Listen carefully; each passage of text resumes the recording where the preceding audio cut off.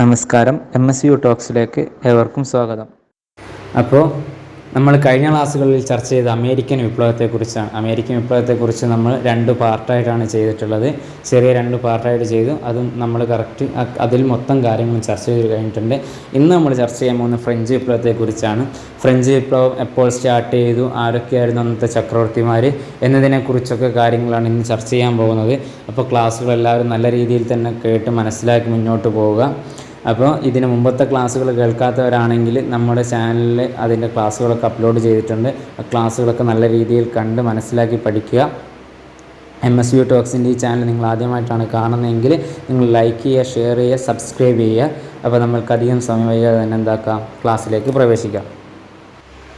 അപ്പോൾ നോക്കിയേ, ഫ്രഞ്ച് വിപ്ലവം നടന്നപ്പോഴാണ് 1789 ഫ്രഞ്ച് വിപ്ലവം നടക്കുന്നത്. അതായത് എത്ര നൂറ്റാണ്ടിൽ? 18-ാം നൂറ്റാണ്ടിലാണ് ഫ്രഞ്ച് വിപ്ലവം നടക്കുന്നത്. ഈ 18-ാം നൂറ്റാണ്ടിൽ പ്രധാനപ്പെട്ട 2 വിപ്ലവങ്ങളാണ് നടന്നിട്ടുള്ളത്. ഒന്ന് ഫ്രഞ്ച് വിപ്ലവവും മറ്റൊന്ന് ഏതാണ്? അമേരിക്കൻ വിപ്ലവവും. ഓക്കെ, വിപ്ലവങ്ങളുടെ മാതാവ് എന്നറിയപ്പെടുന്നത് ഏതാണ്? ഫ്രഞ്ച് വിപ്ലവമാണ് വിപ്ലവങ്ങളുടെ മാതാവ് എന്നറിയപ്പെടുന്നത്. അതുപോലെ പാർലമെൻറ്റിൻ്റെ മാതാവ് എന്നറിയപ്പെട്ട ഏതായിരുന്നു? ബ്രിട്ടൻ പാർലമെൻറ്റാണ് പാർലമെൻറ്റുകളുടെ മാതാവ് എന്ന് അറിയപ്പെട്ടത്. അപ്പോൾ ഫ്രഞ്ച് വിപ്ലവം നടക്കുന്നത് 1789 18-ാം നൂറ്റാണ്ടിലാണ്. വിപ്ലവങ്ങളുടെ മാതാവ് എന്നറിയപ്പെടുന്നത് ഫ്രഞ്ച് വിപ്ലവത്തിനുമാണ്. ഈ ഫ്രഞ്ച് വിപ്ലവം നടക്കുമ്പോൾ ഫ്രഞ്ച് വിപ്ലവം ഒരു വിപ്ലവം കണ്ടിട്ടാണ് ഫ്രഞ്ച് വിപ്ലവം അതിൽ നിന്ന് എങ്ങനെ വിപ്ലവം നടത്തണം, അതിൽ നിന്നുള്ള ആശയങ്ങളും എല്ലാം കടമെടുത്തിട്ടായിരുന്നു പ്രചോദനമായിട്ടാണ് ഫ്രഞ്ച് വിപ്ലവം നടക്കുന്നത്. ആ ഫ്രഞ്ച് വിപ്ലവത്തിന് പ്രചോദനമായ വിപ്ലവം എന്ന് പറയുന്നത് അമേരിക്കൻ വിപ്ലവമാണ്. കാരണം നമ്മൾ കഴിഞ്ഞ ക്ലാസ്സുകളിൽ പറഞ്ഞിട്ടുണ്ട്, അമേരിക്കൻ വിപ്ലവത്തിന് ഏറ്റവും കൂടുതൽ സഹായിച്ചിരുന്നത് ഫ്രാൻസ് ആയിരുന്നു അമേരിക്കൻ വിപ്ലവത്തിന് കൂടുതൽ സഹായിച്ച രാജ്യമെന്നും തുടക്കകാലം മുതലേ ഫ്രാൻസ് എന്താക്കിയിട്ടുണ്ട്, അമേരിക്കൻ വിപ്ലവത്തിന് നല്ല സപ്പോർട്ടും കാര്യങ്ങളും നൽകിയിട്ടുണ്ടെന്ന് നമ്മൾ കഴിഞ്ഞ ക്ലാസ്സുകളിൽ തന്നെ നമ്മൾ പഠിച്ചിട്ടുണ്ട്. അപ്പോൾ ആ അമേരിക്കൻ വിപ്ലവത്തിൽ നിന്ന് പ്രചോദനം നൽകി വേണ്ടിയിട്ടാണ് ഫ്രഞ്ച് വിപ്ലവം നടക്കുന്നത്. ഓക്കെ, ഫ്രഞ്ച് വിപ്ലവ സമയത്ത് ഫ്രാൻസ് ഭരിച്ചിരുന്ന രാജവംശം ഏതായിരുന്നു? ബോർബൻ രാജാക്കന്മാർ. ആരാണ്? ബോർബൻ രാജാക്കന്മാർ. നമ്മൾ പറഞ്ഞിട്ടുണ്ട് ഇംഗ്ലണ്ടിലുള്ള രാജവംശം ഏതായിരുന്നു? സ്റ്റുവർട്ട് രാജാക്കന്മാർ. ഇംഗ്ലണ്ട് വിപ്ലവം നടക്കുന്ന സമയത്ത് സ്റ്റുവർട്ട് രാജാക്കന്മാരായിരുന്നു അവിടെ ഭരിച്ചിരുന്നത്. അതുപോലെ ഫ്രഞ്ച് വിപ്ലവം നടക്കുന്ന സമയത്ത് ഇവിടെ ഫ്രാൻസിൽ ഭരിച്ചിരുന്ന ആരായിരുന്നു? ബോർബൻ രാജാക്കന്മാർ. ആരൊക്കെയായിരുന്നു ഈ ബോർബൻ രാജാക്കന്മാർ? ലൂയി 14-ാമൻ, ലൂയി 15-ാമൻ, ലൂയി 16-ാമൻ എന്നീ 3 രാജാക്കന്മാരായിരുന്നു ബോർബൻ രാജവംശത്തിലെ പ്രധാന രാജാക്കന്മാർ. ഇവരായിരുന്നു ഫ്രഞ്ച് വിപ്ലവത്തിൻ്റെ സമയത്തൊക്കെ അവിടെ ഫ്രാൻസ് ഭരിച്ചിരുന്ന രാജാക്കന്മാർ എന്ന് പറയുന്നത്.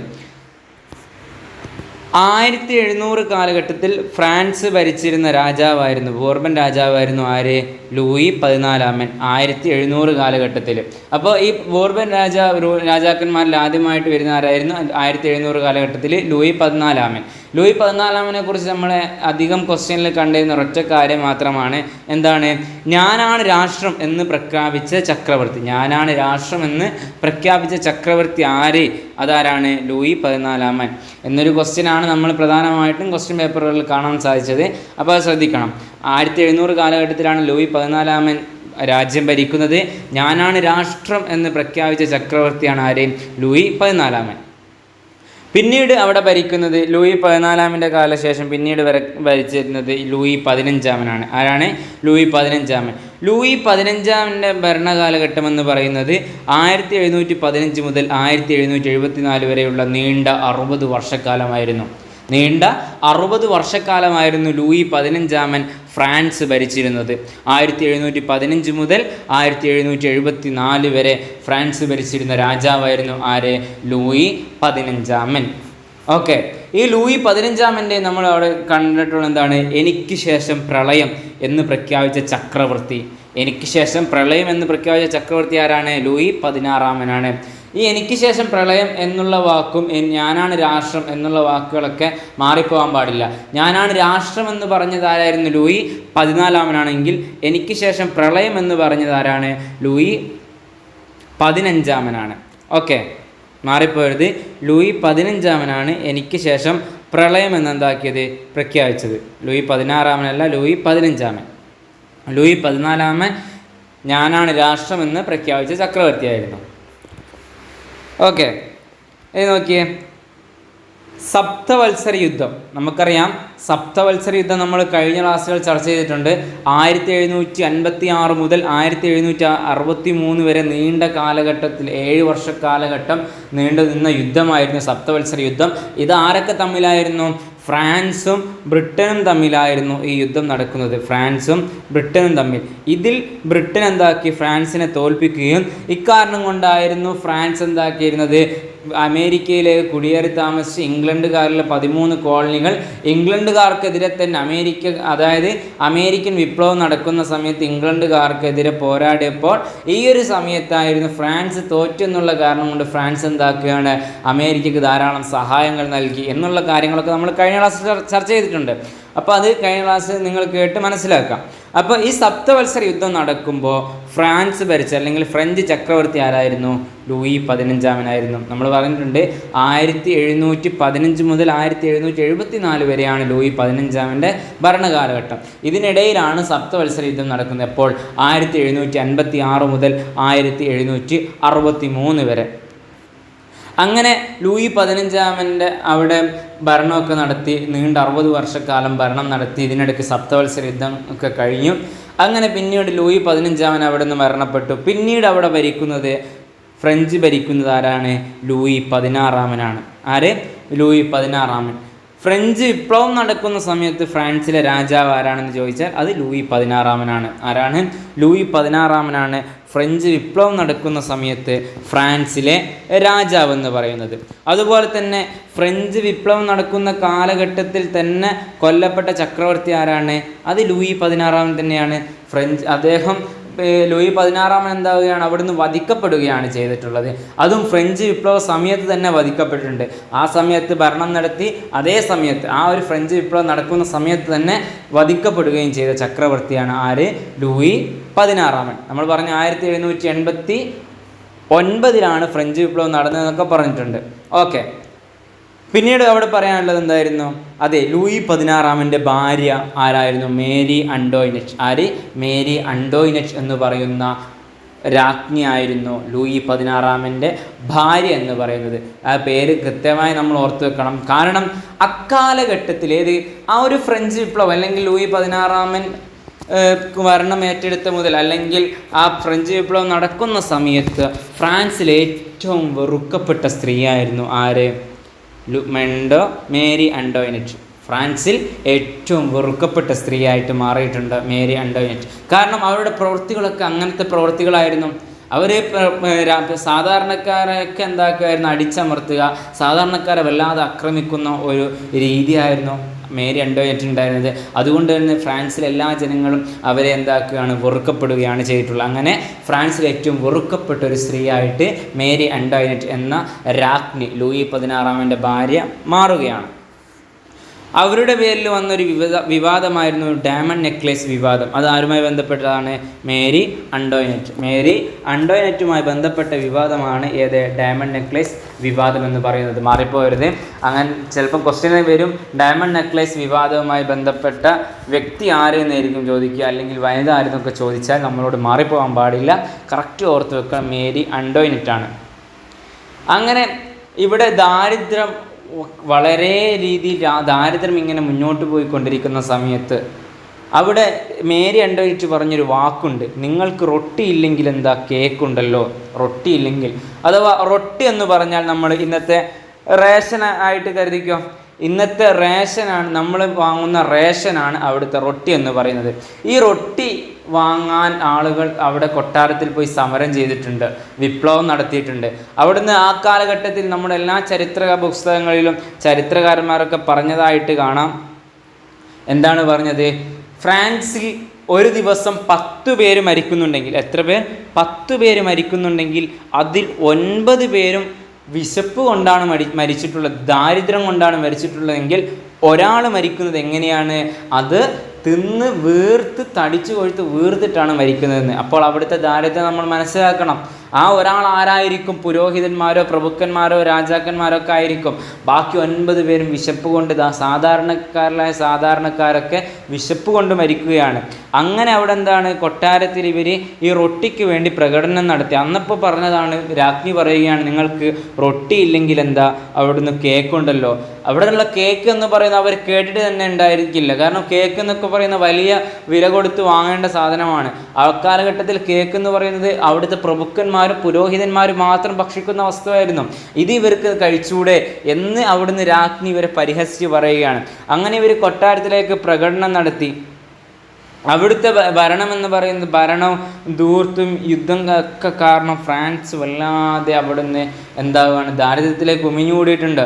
ഒന്നാമത് ഇവിടുത്തെ കർഷകർക്ക് അവിടുന്ന് തീരെ ഭക്ഷണം നൽകാതെ ഈ ഒരു സംഭവം നടന്നു പോയിട്ടുണ്ട്. ഓക്കെ, അപ്പോഴാണ് ഈ രാജ്ഞി പറയുന്നത്, നിങ്ങൾക്ക് റൊട്ടി ഇല്ലെങ്കിൽ എന്താ, കേക്ക് ഉണ്ടല്ലോ എന്നുള്ള വാക്ക് പറഞ്ഞത്. നമുക്ക് അടുത്തതിലേക്ക് നോക്കാം. അങ്ങനെ പിന്നീട് എന്താവുകയാണ്, ഫ്രാൻസിലുള്ള ഭരണം നമ്മൾ പറഞ്ഞു വളരെയേറെ ഒരു മോശം രീതിയിലുള്ള ഭരണമായിരുന്നു ഫ്രാൻസിൽ ഉണ്ടായിരുന്നത്. അവിടെ ധൂർത്തടിച്ച് ജീവിക്കുന്ന ഒരു രീതിയായിരുന്നു. അല്ലെങ്കിൽ പിന്നെ യുദ്ധമൊക്കെ കാരണം കൊണ്ട് ഫ്രാൻസ് വളരെയേറെ ദാരിദ്ര്യക്കെണിയിലേക്ക് മുങ്ങിത്താണുപോയി. അങ്ങനെ ഈ ഫ്രാൻസിൽ എന്താക്കുകയാണ്, ഇവർ ഫ്രാൻസിലെ ജനങ്ങളോട് ധാരാളം നികുതി എന്ന് പറഞ്ഞാൽ പരമാവധി ഒരു മനുഷ്യൻ്റെ മേൽ എത്രത്തോളം നികുതി ചുമത്താൻ പറ്റുമോ അത്രത്തോളം നികുതി ചുമത്തി കഴിഞ്ഞു. ഇനിയും ഇവരോട് നികുതി ചുമത്തുകയാണെങ്കിൽ ഇവരെന്താകും, പ്രക്ഷോഭങ്ങളും യുദ്ധങ്ങളും തിരിച്ച് ഫ്രാൻസിലെ ജനങ്ങൾ തന്നെ നടത്താൻ തുടങ്ങുമെന്ന് ഇവർക്ക് മനസ്സിലായി. കാരണം അത്രത്തോളം നികുതി ഇവർ ചുമത്തിയിട്ടുണ്ട്. എന്നിട്ടും ഇവിടുത്തെ ദാരിദ്ര്യം എന്ന് പറയുന്ന സംഗതി അവിടുന്ന് നീങ്ങിപ്പോകുന്നില്ല. പക്ഷെ ഇവിടെ ശ്രദ്ധിക്കേണ്ട കാര്യം എന്തെന്ന് വെച്ചാൽ, ഇവിടെ നികുതി എന്ന് പറയുന്നത് അത് വെറും പാവപ്പെട്ട കർഷകർക്ക് അല്ലെങ്കിൽ സാധാരണ ജനങ്ങൾക്ക് മാത്രമേ ഉണ്ടായിരുന്നുള്ളൂ. അവിടെയുള്ള പ്രഭുക്കന്മാർക്കോ പുരോഹിതന്മാർക്കോ ഇങ്ങനെ ഒരു നികുതിയേ ഇല്ല. ഈ ഒരു നികുതി ബാധകമേ അല്ല. അത് നമ്മൾ വളരെ ശ്രദ്ധിക്കേണ്ടതുണ്ട്. അത്രത്തോളം അവർ സാധാരണ ജനങ്ങളെ പിഴിഞ്ഞെടുക്കുന്നുണ്ട് എന്ന് നമ്മൾ അന്നത്തെ ഭരണത്തെ നമ്മൾ ഇമാജിനേഷനിൽ കൊണ്ടുവരേണ്ടതുണ്ട്. അവരെത്രത്തോളം സാധാരണ ജനങ്ങളെ കഷ്ടപ്പെടുത്തി എന്ന് നമ്മൾ കൊണ്ടുവരേണ്ടതുണ്ട്. കാരണം അവിടെ പ്രഭുക്കന്മാരും പുരോഹിതന്മാരും നല്ല രീതിയിൽ താമസിക്കുമ്പോൾ അവർക്കൊരു ചെറിയ രീതിയിലുള്ള നികുതി ചുമത്തിയാൽ പോലും അവിടുത്തെ ദാരിദ്ര്യം നീങ്ങാവുന്നതേ ഉള്ളൂ. പക്ഷേ അത് നികത്താതെ ഈ സാധാരണക്കാരിൽ ധാരാളം നികുതി അങ്ങ് ചുമത്തുകയാണ് ചെയ്തിട്ടുള്ളത്. അങ്ങനെ 2 തരത്തിലുള്ള നികുതിയായിരുന്നു ഉണ്ടായിരുന്നത്. ഒന്ന് ടൈത്ത് നികുതി. എന്താ ടൈത്ത് നികുതി എന്ന് പറഞ്ഞാൽ, പുരോഹിതന്മാരുടെ കൃഷിയിടത്തിൽ ജോലി ചെയ്യുന്ന കർഷകൻ പുരോഹിതന് നൽകേണ്ട നികുതി. ഒരു പുരോഹിതൻ്റെ കൃഷിയിടത്തിൽ ഒരു കർഷകൻ പോയി ജോലി ചെയ്യുന്നു. ഈ കർഷകനും എന്താക്കണം, അവിടെ കൃഷി ചെയ്യുകയും വേണം. ഈ കൃഷിയിൽ നിന്ന് കിട്ടുന്ന സമ്പത്ത് പുരോഹിതന് കൊടുക്കുകയും വേണം. ആ കൃഷി ചെയ്യുന്ന രീതിയിൽ എന്താക്കണം, അവിടുന്ന് പുരോഹിതന് നികുതിയും നൽകണം. നമ്മൾ ചിന്തിക്കണം, എത്രത്തോളം നികുതിയാണ് ചുമത്തുന്നതെന്ന് ചിന്തിക്കണം. പുരോഹിതൻ്റെ കൃഷിയിടത്തിൽ കൃഷി ചെയ്താൽ ആ കൃഷിയിൽ നിന്നൊരു പങ്ക് ആർക്ക് കൊടുക്കണം, പുരോഹിതന് ഓൾറെഡി കൊടുക്കേണ്ടതുണ്ട്. അല്ലെങ്കിൽ ആ പാടത്തിൻ്റെ ഒരു വാടക കൊടുക്കേണ്ടത്. അതുകൂടാതെ ആ പാടത്തിന് കൃഷിയിടത്തിന് നികുതിയും കൂടി പുരോഹിതന് കൊടുക്കണം, ഈ കർഷകൻ നൽകണം. അതാണ് ടൈറ്റ് നികുതി എന്ന് പറഞ്ഞാൽ. മാറിപ്പോയത്. ചിലപ്പോൾ ക്വസ്റ്റ്യൻ ഇങ്ങനെ വരാം, പുരോഹിതന്മാരുടെ കൃഷിയിടത്തിൽ ജോലി ചെയ്യുന്ന കർഷകൻ പുരോഹിതൻ നൽകേണ്ട നികുതി ഏത് എന്ന് ചോദിക്കും. അപ്പം നികുതി ഏതെന്ന് ചോദിക്കുമ്പോൾ ടൈറ്റ് നികുതി എന്ന് മനസ്സിരുത്തി എഴുതാനുള്ള ഒരു ഉറപ്പിൽ നമ്മൾ പഠിച്ചു പോകണം.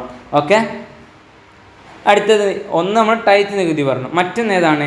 ടൈൽ നികുതി. ഒരു കർഷകന് എത്ര കൃഷിയിടമുണ്ടോ അതിനനുസരിച്ച് സർക്കാരിന് നൽകേണ്ട നികുതി.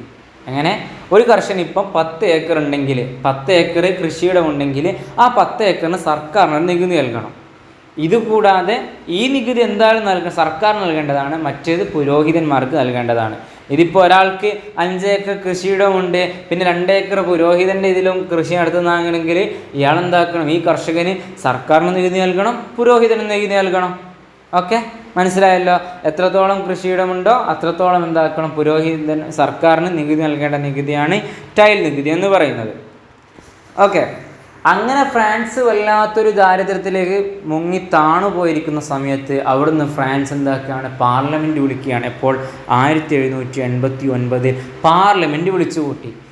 എന്തേ പാർലമെൻറ്റ് വിളിച്ചു കൂട്ടിയെന്നൊരു ഇത് പറയാൻ കാരണം, പാർലമെൻറ്റ് അവിടെ വളരെ അപൂർവം മാത്രമേ പാർലമെൻറ്റ് വിളിച്ചു കൂട്ടുകയുള്ളൂ. അവിടെ അവസാനമായിട്ട് ഇതിനു മുമ്പ് അവസാനമായി വിളിച്ചു കൂട്ടിയ പാർലമെൻറ്റ് എന്ന് പറയുന്നത് 1614 1614. ചിന്തിക്കണം, 100 വർഷങ്ങൾക്ക് ശേഷം, 150 വർഷങ്ങൾക്ക് ശേഷമാണ് പിന്നീട് എന്താക്കുന്നത് അവിടെ പാർലമെൻറ്റ് വിളിച്ചു കൂട്ടുന്നത്. അപ്പോൾ ഒരു പാർലമെൻറ്റ് വിളിച്ചു കൂട്ടണമെങ്കിൽ എത്രത്തോളം ഗൗരവമേറിയ സംഭവമാണ് നമ്മൾ ചിന്തിക്കണം. അപ്പോൾ അവിടെ പാർലമെൻറ്റ് വിളിച്ചു കൂട്ടി 1789. ഈ പാർലമെൻറ്റ് അറിയപ്പെട്ട പേരെന്തായിരുന്നു? സ്റ്റേറ്റ് ജനറൽ എന്നാണ്. അങ്ങനെ സ്റ്റേറ്റ് ജനറലിനെ അവിടെ വിളിച്ചു കൂട്ടി. ഈ സ്റ്റേറ്റ് ജനറലിൽ 3 വിഭാഗങ്ങളാണുള്ളത്, 3 എസ്റ്റേറ്റുകളായിട്ട്. ഒന്ന് first estate, 2 second estate, 3 third estate. First estate എന്ന് പറഞ്ഞാൽ അതിലാരെ ഉണ്ടാവുക? പുരോഹിതന്മാർ മാത്രമാണ് ഫസ്റ്റ് എസ്റ്റേറ്റിലുള്ളത്. അതായത് 3 വിഭാഗങ്ങളാക്കുകയാണ് ചെയ്തത്. ഒന്ന് ഫസ്റ്റ് എസ്റ്റേറ്റ്. ഈ ഫസ്റ്റ് എസ്റ്റേറ്റ് എന്ന് പറയുന്നത് പുരോഹിതന്മാർ മാത്രം. രണ്ടാമത്തത് സെക്കൻഡ് എസ്റ്റേറ്റ്. ഈ സെക്കൻഡ് എസ്റ്റേറ്റിൽ ആര് മാത്രമാണ്? അത് പ്രഭുക്കർ മാത്രമാണ്. തേർഡ് എസ്റ്റേറ്റിലാണ് ആരൊക്കെ? കർഷകർ, പാവങ്ങൾ, സാധാരണക്കാർ, അധ്യാപകന്മാർ എന്നിങ്ങനെ തുടങ്ങുന്ന സാധാ ജനങ്ങളോ കർഷകരൊക്കെ തേർഡ് എസ്റ്റേറ്റിലാണ്. ഈ 3 എസ്റ്റേറ്റിന് എന്താക്കിയാണ്? സ്റ്റേറ്റ് ജനറലിൽ വിളിച്ചു കൂട്ടി. അങ്ങനെ സ്റ്റേറ്റ് ജനറലിൽ വിളിച്ചു കൂട്ടുകയും അങ്ങനെ അവിടെ വോട്ടെടുപ്പിൽ എന്താക്കി? പ്രശ്നമുണ്ടാവുകയും ചെയ്തപ്പോൾ ഈ ഫസ്റ്റ് എസ്റ്റേറ്റിൻ്റെയും സെക്കൻഡ് എസ്റ്റേറ്റിൻ്റെയും എന്താക്കി? തേർഡ് എസ്റ്റേറ്റിനെതിരെയായി പ്രഖ്യാപനങ്ങൾ നടത്തി. ഇവരാണ് പ്രശ്നമുണ്ടാക്കി കാര്യങ്ങളൊക്കെ പറഞ്ഞു. അപ്പോൾ ഈ ഫസ്റ്റ് എസ്റ്റേറ്റിൻ്റെയും സെക്കൻഡ് എസ്റ്റേറ്റിൻ്റെയും കൂടെ ആര് നിൽക്കുകയാണ്? രാജാവും കൂടി നിന്നപ്പോൾ ഇവരെന്താക്കി? ഇവർക്ക് വല്ലാത്ത പ്രശ്നമായി. കാരണം ഇവരെ അവിടുന്ന് സ്റ്റേറ്റ് ജനറലിൽ നിന്ന് പുറത്താക്കി. അങ്ങനെ ഇവരെന്താക്കി? നേരെ പോകുന്ന എവിടത്തേക്കാണ്? ഇവർ പുറത്താക്കിയല്ലോ വിചാരിച്ച് നേരെ വീട്ടിലേക്കല്ല പോയത്. ഇവരെ ആ തേർഡ് എസ്റ്റേറ്റിലുള്ള എല്ലാവരും കൂടി ഒരുമിച്ച് കൂട്ടി അവിടെയുള്ള അടുത്തുള്ള ടെന്നീസ് കോർട്ടിലേക്ക് പോയി. എവിടെ? ടെന്നീസ് കോർട്ടിൽ ഒത്തുകൂടി. അങ്ങനെ ടെന്നീസ് കോർട്ടിൽ ഒത്തുകൂടി ഒരു പ്രതിജ്ഞ എടുത്തു. എന്താ പ്രതിജ്ഞ? രാജാവ് ഞങ്ങളുടെ കൂടെ, ഈ രാജാവിനെതിരെ എന്താക്കണം? നിങ്ങൾ സഹകരിക്കണം. അവിടുന്ന് പറയാണ്, ഞങ്ങളാണ് ഫ്രാൻസിൻ്റെ ദേശീയ അസംബ്ലി, ഞങ്ങളോട് സഹകരിക്കണം. ആർക്കെതിരെ? അവിടെയുള്ള രാജാവിനെതിരെ ഞങ്ങളോട് സഹകരിക്കണമെന്നും പറഞ്ഞിട്ട് എന്താക്കുകയാണ്? പ്രതിജ്ഞ എടുക്കുകയാണ്. ഇതെപ്പോഴാണെന്ന് നോക്കണം. 1789 ജൂൺ 20-നാണ്. അങ്ങനെ ഇവരിങ്ങനെ പ്രതിജ്ഞ എടുത്ത് അവിടെ ടെന്നീസ് കോർട്ടിൽ ഒത്തുകൂടിയപ്പോൾ ഇവരോട് കൂടെ ഇങ്ങനൊരു പ്രതിജ്ഞയും പ്രഖ്യാപനങ്ങളൊക്കെ നടത്തിയപ്പോൾ ഇവരോട് കൂടെ ആരും കൂടി കൂടുകയാണ്? ഫസ്റ്റ് എസ്റ്റേറ്റിലെയും സെക്കൻഡ് എസ്റ്റേറ്റിലെയും ചില ആളുകൾ, പുരോഹിതന്മാരും പ്രഭുക്കന്മാരും ഇവരുടെ കൂടെ കൂടി. അങ്ങനെ ഇവരെന്തായി? പരമാധികാര ശക്തിയായിട്ട് മാറുകയാണ് ചെയ്തിട്ടുള്ളത്. ആര്? ഈ തേർഡ് എസ്റ്റേറ്റ് എന്ന് പറയുന്നത് പരമാധികാരിയായ ശക്തിയായിട്ട് മാറുകയാണ് അവിടുന്ന്. ആരുടെ കൂടിയാണ് തേർഡ് എസ്റ്റേറ്റ് എപ്പോഴാണ് ഇത് ടെന്നീസ് കോർട്ടിൽ ഒത്തുകൂടിയത്? 1789 ജൂൺ 20. ആർക്കെതിരെയാണ്? അന്നത്തെ രാജാവിനെതിരെയാണ് നിൽക്കുന്നത്. നമ്മൾ ചിന്തിക്കണം. ഓക്കെ, അങ്ങനെ ഇവരെല്ലാവരും ഒത്തുകൂടി ഫസ്റ്റ് എസ്റ്റേറ്റും സെക്കൻഡ് എസ്റ്റേറ്റും ഈ തേർഡ് എസ്റ്റേറ്റിനോടുകൂടെ ഒരു കൂറ് പുലർത്തി അവരോടുകൂടെ കൂടി എന്നൊക്കെ നമ്മൾ പറഞ്ഞു. പിന്നീട് അവിടെ എന്താക്കിയാണ്?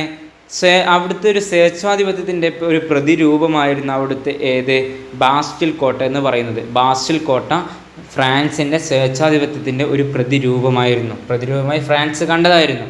ഈ ബാസ്റ്റിൽ കോട്ട എന്താക്കി? ആക്രമണം നടത്തി. തേർഡ് എസ്റ്റേറ്റ് ബാസ്റ്റിൽ കോട്ട ആക്രമണം നടത്തി. അതായത് ആക്രമണം നടത്തി എന്തുകൊണ്ടെന്ന് വെച്ചാൽ ഇവർ രാജാവിനെതിരെ പോരാടുകയാണ്. വിപ്ലവങ്ങൾ പൊട്ടിപ്പുറപ്പെട്ട് കഴിഞ്ഞു. 1789 പൊട്ടിപ്പുറപ്പെട്ട് കഴിഞ്ഞു. അങ്ങനെ എന്താക്കി? ആക്രമണം നടത്തി. ഇതെപ്പോഴാണ്? 1789 ജൂലൈ 14. മാറിപ്പോരുത്. 1789 ജൂൺ 20-നാണ് എന്ത് നടക്കുന്നത്? ടെന്നീസ് കോർട്ട് പ്രതിജ്ഞ നടക്കുന്നത്. അതും കഴിഞ്ഞ് ഏകദേശം 24 ദിവസം കഴിഞ്ഞ ഉടനെ തന്നെ എന്ത് നടക്കുകയാണ്? ഒരു മാസം കൂടി ആയിട്ടില്ല, 24 ദിവസം കഴിഞ്ഞ ഉടനെ തന്നെ അവിടെ ബാസിൽ കോട്ട ആക്രമണം എന്താക്കി? നടത്തി. ഓക്കെ, ഇത് വർഷം മാറിപ്പോയത് 1789 രണ്ടും. അതുകൊണ്ട് മാസവും ഡേറ്റും കറക്റ്റ് ഓർക്കണം, മാറിപ്പോകാൻ പാടില്ല. ടെന്നീസ് കോർട്ട് ജൂൺ 20 ആണെങ്കിൽ ബാസിൽ കോട്ട എപ്പോഴാണ്? അത് ജൂലൈ 14. ഇനി അങ്ങനെ പിന്നീട് ബാസിൽ കോട്ട ആക്രമണം ഒക്കെ നടത്തി. ഈ ജൂലൈ 14 ഫ്രാൻസിൻ്റെ സ്വാതന്ത്ര്യദിനം. ജൂലൈ 14 ഫ്രാൻസിൻ്റെ സ്വാതന്ത്ര്യദിനം. അമേരിക്കയുടെ സ്വാതന്ത്ര്യദിനം എപ്പോഴായിരുന്നു? ജൂലൈ 4. ഫ്രാൻസിൻ്റെ ജൂലൈ 14. അമേരിക്കയുടെ ജൂലൈ 4 ആകാൻ കാരണം എന്തായിരുന്നു? അന്നായിരുന്നു 1776 ജൂലൈ 4 അമേരിക്കൻ സ്വാതന്ത്ര്യം പ്രഖ്യാപിച്ചത്. ആര്? George Washington. ജൂലൈ 14 ബാസിൽ കോട്ട ആക്രമിച്ച കാരണത്താലാണ് ജൂലൈ 14 ഫ്രാൻസിൻ്റെ സ്വാതന്ത്ര്യ ദിനമായിട്ട് ഇന്നും ആഘോഷിച്ചു പോരുന്നത്. ഓക്കെ, മനുഷ്യാവകാശ പ്രഖ്യാപനം നടത്തിയത് എന്താണ്? സ്വതന്ത്രനായി ജനിക്കുന്ന മനുഷ്യന് സമത്വത്തോടെയും സ്വാതന്ത്ര്യത്തോടെയും ജീവിക്കാനുള്ള അവകാശമുണ്ട് എന്നും പറഞ്ഞിട്ട് മനുഷ്യാവകാശ പ്രഖ്യാപനം നടത്തുന്ന എപ്പോഴാണ്? 1789 ഓഗസ്റ്റ് 12-നാണ്. 1789 ഓഗസ്റ്റ് 12-ന് എന്താണ്? മനുഷ്യാവകാശ പ്രഖ്യാപനം നടത്തി. 1789 ജൂൺ 20-ന് ടെന്നീസ് കോർട്ട് പ്രതിജ്ഞ, 1789 ജൂലൈ 14 ബേസിൽ കോട്ട ആക്രമണം, 1789 ഓഗസ്റ്റ് 12 മനുഷ്യാവകാശ പ്രഖ്യാപനം. ഓക്കെ, പിന്നീട് അതും കഴിഞ്ഞ് ഏകദേശം ഒരു 3 വർഷമൊക്കെ കഴിഞ്ഞപ്പോൾ തന്നെ എന്താകുകയാണ്? അവിടെ ഫ്രാൻസ് ഒരു റിപ്പബ്ലിക്കായി മാറി. റിപ്പബ്ലിക്കായി മാറിയെന്ന് പറഞ്ഞാൽ 1792 റിപ്പബ്ലിക്കായി മാറിയെന്ന് പറഞ്ഞാൽ തന്നെ എന്തായി? അവിടെ രാജഭരണം അവസാനിച്ചു എന്ന് തന്നെയാണ് അതിൻ്റെ അർത്ഥം. അതെപ്പോഴാണ്? 1792. അങ്ങനെ രാജഭരണമൊക്കെ അവസാനിച്ച് അങ്ങനെ ഫ്രഞ്ചിൽ എന്തായി? റിപ്പബ്ലിക്കൊക്കെ ആയി മാറി 1792. പിന്നെ ഫ്രാൻസിൽ വളരെ വലിയൊരു പ്രശ്നം നടക്കുകയാണ്. ഇതിനൊക്കെ ശേഷം ആ ഒരു സമയത്ത് ഈ ഒരു പ്രശ്നം നടക്കുകയെന്ന് വെച്ചാൽ ഏറ്റവും കൂടുതൽ ആളുകൾ കൊല്ലപ്പെട്ട ഒരു വിപ്ലവമാണ് ഏത്? ഫ്രഞ്ച് വിപ്ലവം. ഫ്രഞ്ച് വിപ്ലവത്തിലാണ് ഏറ്റവും കൂടുതൽ ആളുകൾ കൊല്ലപ്പെട്ടത്. അമേരിക്കൻ വിപ്ലവത്തിലോ ഇംഗ്ലണ്ട് വിപ്ലവത്തിലോ റഷ്യ വിപ്ലവത്തിലോ ഇത്ര ആളുകൾ കൊല്ലപ്പെട്ടിട്ടില്ല എന്നാണ് കണക്കുകൾ രേഖപ്പെടുത്തുന്നത്. ഏറ്റവും കൂടുതൽ ആളുകൾ കൊല്ലപ്പെടുന്ന ഫ്രഞ്ച് വിപ്ലവത്തിലാണ്. അങ്ങനെ അതിനുശേഷം പൊതുസുരക്ഷാ കമ്മിറ്റി രൂപീകരിക്കുന്നു 1793-94 കാലഘട്ടത്തിൽ. ഇതിൻ്റെ കമ്മിറ്റിയുടെ തലവനായിട്ട് ആര് മാറുകയാണ്? റോബിസ്പിയർ. ഇയാൾ തലവനായി മാറിയതിന് ശേഷമാണ് ഫ്രാൻസിലെ ഏറ്റവും കൂടുതൽ ആളുകൾ നിരപരാധികളായ ധാരാളം ആളുകൾ അവിടുന്ന് വധിക്കപ്പെടുകയാണ് ചെയ്യുന്നത്. ഫ്രാൻസിൽ വെച്ച് വധിക്കപ്പെട്ടു. നമുക്കറിയാം, നമ്മൾ കേട്ടിട്ടുണ്ട് ഗില്ലറ്റിൻ എന്ന് പറയുന്ന സംഗതി, അഥവാ ഫ്രാൻസിലുള്ള അല്ലെങ്കിൽ അവിടെ തെറ്റ് ചെയ്യുന്നവരുടെ തല അറുക്കാൻ വേണ്ടിയിട്ട് ഗില്ലറ്റിൻ എന്ന് പറയുന്ന ഒരു സംഗതി, ഒരു ശിക്ഷാരീതി നമ്മളെല്ലാം ചരിത്ര പുസ്തകങ്ങളിലൊക്കെ പഠിച്ചിട്ടുണ്ട്. ആ ഗില്ലറ്റിനൊക്കെ കൊണ്ടുവന്ന ആരാണ്? അത് റോബിസ്പിയറാണ്. അങ്ങനെ ഗില്ലറ്റിന് വിധേയനായ ഫ്രഞ്ച് ചക്രവർത്തിയായിരുന്നു ആര്? ലൂയി 16 വധിക്കപ്പെട്ടിട്ടുണ്ട്. നമ്മൾ കുറച്ച് തൊട്ട് മുമ്പ് തന്നെ പറഞ്ഞിട്ടുണ്ട് അതിനെക്കുറിച്ച്. ആ സമയത്തുള്ള ഭരണാധികാരി ലൂയി 16 അതുപോലെ വധിക്കപ്പെട്ടത് ലൂയി 16. പിന്നീട് റോബിസ്പിയറിനെ തന്നെ എന്താക്കിയിട്ടുണ്ട്? അതിനുശേഷം ഗില്ലറ്റിൻ ഉപയോഗിച്ച് റോബിസ്പിയറിനെയും വധിച്ചു കളഞ്ഞിട്ടുണ്ട്. അങ്ങനെ ഫ്രഞ്ച് വിപ്ലവം അവിടുന്ന് അവസാനിക്കുകയാണ്. ഫ്രഞ്ച് വിപ്ലവം അവസാനിപ്പിച്ചപ്പോൾ അവർക്ക് നല്ലൊരു ഭരണാധികാരി, നല്ലൊരാളെ തേടി പോവുകയാണ്. നമ്മൾ നേരത്തെ നമ്മൾ ഒളിവർ ക്രോംവെല്ലിനെ കുറിച്ച് പറഞ്ഞതുപോലെ തന്നെ ഇവിടെ എന്താവുകയാണ്? നമ്മൾ പറഞ്ഞു ഇംഗ്ലണ്ടിൽ വിപ്ലവം നടക്കുന്ന സമയത്ത് ഒളിവർ ക്രോംവെല്ല് ശേഷം അവർക്ക് കിട്ടിയൊരു നിധി പോലെയുള്ള നല്ലൊരു ഭരണാധികാരിയായിരുന്നു പറഞ്ഞല്ലോ. അതുപോലെ ഫ്രാൻസിനും കിട്ടുകയാണ് ആരെ? നെപ്പോളിയൻ ഫ്രാൻസിൻ്റെ ഭരണാധികാരി ആയപ്പോഴാണ് 1799. ആ കാലഘട്ടത്തിൽ 1789-99 കാലഘട്ടത്തിലൊക്കെ ഫ്രാൻസിൻ്റെ ആരായിരുന്നു നെപ്പോളിയൻ എന്ന് പറയുന്നത്? ഫ്രാൻസിൻ്റെ സൈനിക തലവനായിരുന്നു നെപ്പോളിയൻ എന്ന് പറയുന്നത്. അദ്ദേഹത്തിൻ്റെ ആ ഒരു ഭരണം, നല്ലൊരു മനുഷ്യനായി നല്ല രീതിയിൽ ഭരണം നടത്തിയ നെപ്പോളിയനെ പിന്നീട് അവിടെ എന്താക്കുകയാണ്? ഭരണം നൽകി, ഫ്രാൻസുകാർ ഭരണം നൽകുകയാണ്. അങ്ങനെ പിന്നീട് നല്ല രീതിയിൽ ഭരണം മുന്നോട്ട് പോവുകയാണ്. ഓക്കെ, അപ്പോൾ നമ്മൾ വർഷങ്ങളൊന്നും മാറിപ്പോയത്. 1789 3 സംഗതികളാണ് നടന്നത്. 1 ജൂൺ 20 ടെന്നീസ് കോർട്ട് പ്രഖ്യാപനം, 2 ജൂലൈ 14 ബാസിൽ കോട്ട ആക്രമണം, 3 ഓഗസ്റ്റ് 12 നടന്ന മനുഷ്യാവകാശ പ്രഖ്യാപനം. ഇത് 3 മാറിപ്പോയത്. കറക്റ്റ് ഡേറ്റ് ഓർത്ത് വെക്കണം. 1792 പിന്നീട് എന്താകുന്നത്? ഫ്രാൻസിൽ റിപ്പബ്ലിക്കായി മാറിയത്. അപ്പോൾ ക്ലാസ്സുകളൊക്കെ ശ്രദ്ധിച്ച് മനസ്സിലാക്കി കേട്ട് പഠിക്കണം. എന്ത് ഡൗട്ട്സും കാര്യങ്ങളുണ്ടെങ്കിൽ നിങ്ങൾ കമൻറ്റ് ബോക്സിലൂടെ അറിയിക്കുക, അല്ലെങ്കിൽ താഴെയുള്ള നമ്മുടെ കോൺടാക്റ്റ് നമ്പറിലൂടെ നിങ്ങൾ ചോദിച്ചാൽ നമ്മളതിൻ്റെ ഡൗട്ട്സ് തീർത്ത് തരുന്നതാണ്. അപ്പോൾ നിങ്ങൾ ഈ ചാനൽ ആദ്യമായിട്ടാണ് കാണുന്നതെങ്കിൽ MSView Talks എന്ന് പറയുന്ന ഈ ചാനൽ സബ്സ്ക്രൈബ് ചെയ്യുക, ലൈക്ക് ചെയ്യുക, ഷെയർ ചെയ്യുക. അതുപോലെ MSView Talksൻ്റെ ഫ്രീ PSC ഓൺലൈൻ ക്ലാസ്സിൻ്റെ ലിങ്ക്, വാട്സപ്പ് ലിങ്ക് നമ്മൾ ഡിസ്ക്രിപ്ഷൻ ബോക്സിൽ കൊടുത്തിട്ടുണ്ട്. അതുപോലെ 8th to 10th വരെയുള്ള MSView Talksൻ്റെ ഓൺലൈൻ ട്യൂഷൻ്റെ കോൺടാക്റ്റ് നമ്പറും താഴെ കൊടുത്തിട്ടുണ്ട്. അതിൽ താല്പര്യമുള്ള ആളുകൾ അഡ്മിഷൻ എടുക്കുക. അപ്പോൾ ഇന്നത്തെ ക്ലാസ് ഇവിടെ വൈൻഡപ്പ് ചെയ്യാണ്. നല്ലൊരു ദിനം ആശംസിക്കുന്നു. നന്ദി.